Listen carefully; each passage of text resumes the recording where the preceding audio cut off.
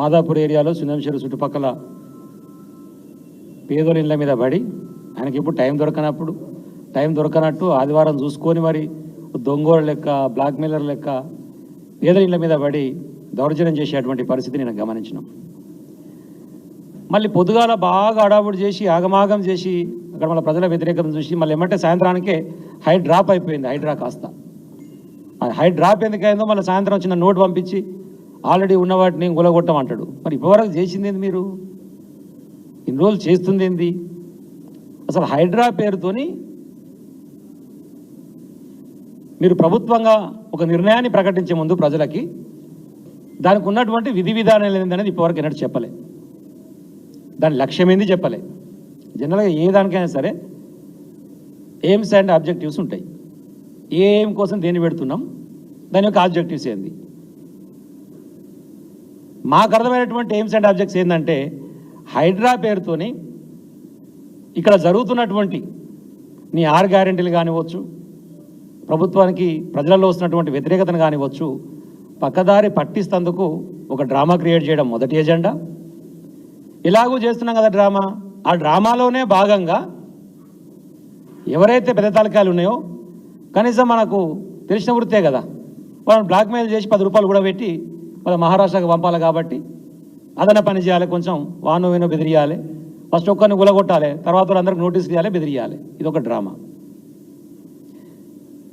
ఇప్పుడు మురళీమోహన్ జయబేరికి రేవంత్ రెడ్డి తమ్మునికో అన్నకో లేకపోతే ఇంకొక ఆయనకు నోటీసులు ఇస్తారు. పేదల కాడికి పోయేమో ఇష్టం వచ్చినట్టు మీద పడి ఆ కనబడుతుంటే ఎంత హృదయ విదారకమైన సంఘటన అంటే అన్నాన్ని తీసి ఇట్లా రోడ్డు మీద పడేసి ఆ షాయ కొట్టా అని చెప్తున్నా. పొద్దుగాలు వచ్చారు, నాకైనా షాయలు తాగిరు, నాకైనా చీరెలు తాగిరు, నాదే గులగొట్టిపోయారు సార్, ఇంత అన్యాయం ఉంటుందా అని చెప్పి వాళ్ళ మీద మాత్రం ప్రతాపం చూపిస్తున్నారు. అంటే వీళ్ళ లక్ష్యం ఏంది అసలు? మళ్ళీ డ్రాప్ అయిపోయారు. మళ్ళీ ఎందుకు డ్రాప్ అయ్యారు? మరి రేవంత్ రెడ్డి సోదరుని కూడా కులగొట్టాల్సి వస్తుందని డ్రాప్ అయ్యారా? నీ పొంగులేటిది కులగొట్టాల్సి వస్తుందని డ్రాప్ అయ్యారా? గుత్తా సుఖేంద్ర రెడ్డిది కులగొట్టాల్సి వస్తుందని డ్రాప్ అయ్యారా? ఆల్రెడీ ఉన్న వాటిని కులగొట్టము అంటే ఇది అర్థం చేసుకోవాల్సిన విషయం ఏంటంటే 2 వేరు సందర్భాలు. ఒకటి ఇల్లీగల్ ఎంక్రోచ్మెంట్స్ ఒక సందర్భము, ఎఫ్టీఎల్ పరిధిలో ఉన్నటువంటి కన్స్ట్రక్షన్స్ ఒక సందర్భం. 2 వేరు సబ్జెక్ట్స్.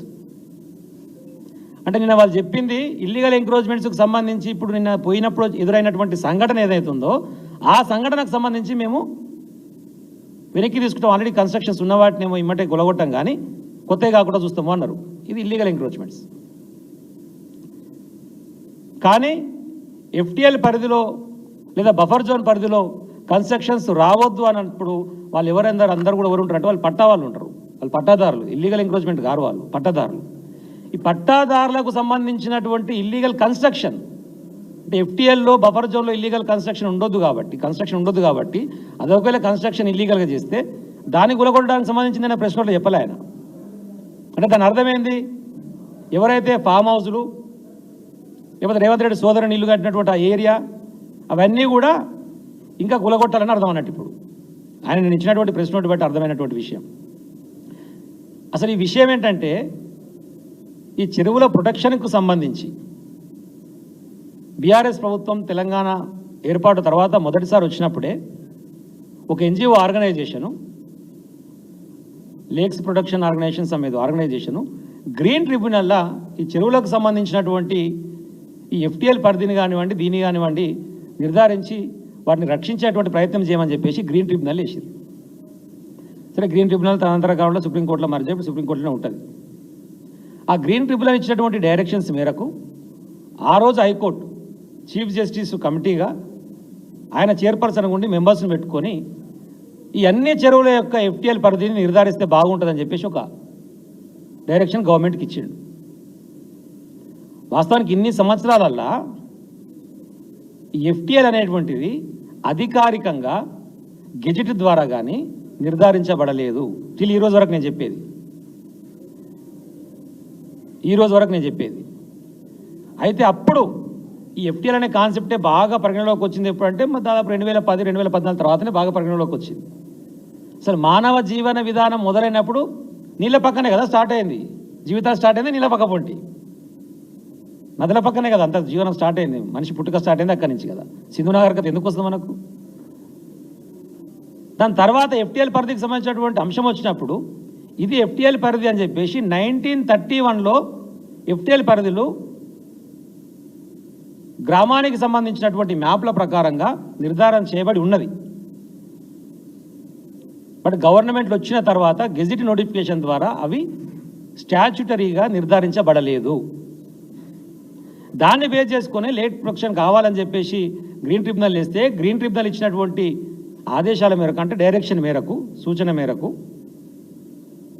హైకోర్టు ఇచ్చినటువంటి డైరెక్షన్స్ మేరకు ఆ రోజు తెలంగాణ ప్రభుత్వం దాదాపు హెచ్ఎండిఏ పరిధిలో ఉన్నటువంటి వాటిలో 2569 చెరువులకు ప్రిలిమినరీ నోటిఫికేషన్ ఇచ్చింది. వాటి యొక్క ఎఫ్టీఎల్ పరిధిని నిర్ధారణ చేయండి అని. ఎఫ్టీఎల్ పరిధులు కూడా గతంలో మారుతుండే, ఒకసారి ఒకలాగా చెప్తుండే అధికారులు. కాబట్టి అట్లా కాదు, ఒక స్టాట్యుటరీగా దీని ఒక నిర్ధారణ చేయాలి. అప్పుడు దానికి పక్కా ఎఫ్టీఎల్ పరిధికి ఇదే అని నిర్ధారించబడితే దాని నుంచి బఫర్ జోన్ ఎంతనో తెలిస్తే కన్స్ట్రక్షన్స్ కూడా అభ్యంతరాలు రావు అనేటువంటిది ఆలోచన. 2569 చెరువులకు ప్రిలిమినరీ నోటిఫికేషన్ ఇస్తే ఈ రోజు వరకు కేవలం 264 చెరువులకు మాత్రమే ఫైనల్ నోటిఫికేషన్ అయిపోయింది. అంటే 264 చెరువులకు మాత్రమే ఎఫ్టీఎల్ పరిధి నిర్ధారించబడినది. Nothing but 10%.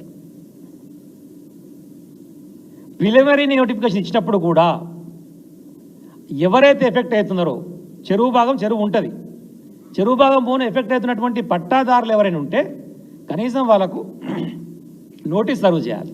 ఇగో ఈ చెరువు పరిధిలో నీది ఒక 10 ఎకరాలు ఉంటే కనుక 2 ఎకరాలు ఎఫెక్ట్ అవుతుంది ఎఫ్టీఎల్లో అని నీకు ఒక నోటీస్ ఇస్తే, నీకు దాని మీద ఏమైనా అభ్యంతరాలు ఉంటే అభ్యంతరాలు నువ్వు ఛాలెంజ్ చేసిన తర్వాత ఆ డిపార్ట్మెంట్ వారు ఫైనల్ నోటిఫికేషన్ ఇచ్చి ఇది ఎఫ్టీఎల్ పరిధి నిర్ధారించాలి. ఇది పద్ధతి. ఇది గత నుంచి నడుస్తున్నటువంటి ప్రాసెస్. దీనికి సంబంధించి ఈ చీఫ్ జస్టిస్ గారు ఎవ్రీ 3 మంత్స్కు రివ్యూ చేయాలి ఇది ఏం జరుగుతుంది పని అనేటువంటి విషయం. ఆ విషయంలో ఆ రోజు ఉన్నటువంటి ప్రిన్సిపల్ సెక్రటరీస్కి ఇద్దరికి, ఇటు రెవెన్యూ కానివ్వండి ఇటు ఇరిగేషన్ కానివ్వండి, సీరియస్గా వాళ్ళకి ఇచ్చి మీరు కంబైన్ మీటింగ్ పెట్టుకొని సీరియస్గా పోయి అన్నింటిని కూడా వర్కౌట్ చేసి చెప్పండి అన్నప్పుడు అప్పుడు కూడా ఇలాంటి ఇల్లీగల్ ఎంక్రోచ్మెంట్స్ వాళ్ళని తీసేద్దామనేటువంటి ప్రయత్నం చేసి బాగా అజిటేషన్ వచ్చినప్పుడు వాళ్ళు అదే విషయాన్ని కోర్టులో ప్రస్తావించారు. సార్ మేము చేస్తున్నాం ప్రయత్నం కానీ మరి బాగా పీపుల్ చాలామంది ఇల్లీగల్ ఎంక్రోచ్మెంట్స్ ఉన్నాయి, గవర్నమెంట్లే పట్టాలు ఇచ్చినవి ఉన్నాయి. కుక్కడపల్లి లాంటి ఏరియా పోతే రాజీవ్ గాంధీ నగర్ పేరుతోనే ఉంటుంది, మరి 1400 ఇళ్ళే ఇస్తారు ఆడ. ఇలా గవర్నమెంట్ ఇల్లు ఇచ్చినప్పుడు అప్పుడు మొత్తం చరణలే ఉంటాయి. మరి ఇటువంటి వాటి పరిస్థితి ఏంది, ఏం చేయాలి, మాకు బాగా ఇబ్బంది అవుతుందని చెప్పేసి హైకోర్టులో ఒక చర్చ జరిగింది. ఈ జరగాల్సినటువంటి ప్రాసెస్ లేట్ అవుతుందని చెప్పేసి అప్పుడు ఒకసారి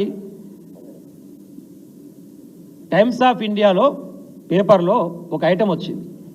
ఏమని ఐటమ్ వచ్చిందంటే 6 years on fixing FTL of lakes remains on paper.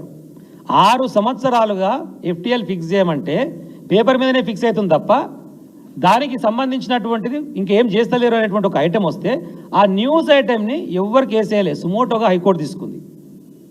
High court సుమోటోగా తీసుకొని ఆ సుమోటోగా తీసుకున్నటువంటి కేసులో మొత్తం చర్చలు జరిగిన తర్వాత ఆ రోజు ఉన్నటువంటి సీజే గారు ఎవరైతే హైకోర్టు సీజే ఉజ్జల్ బుయాన్ గారు ఉన్నారో వారితో పాటు తుకారంజీ సీజే బెంచ్ ఇచ్చినటువంటి ఆర్డర్ ఇది. 2020 సంవత్సరంలో సీజే బెంచ్ ఇచ్చినటువంటి ఆర్డర్. ఈ ఆర్డర్లో ఏం చెప్తుంది అంటే, మీకు కూడా పంపిస్తా అందరికీ, ఈ ఆర్డర్ ఒక్క పాయింట్ మీకు చదివి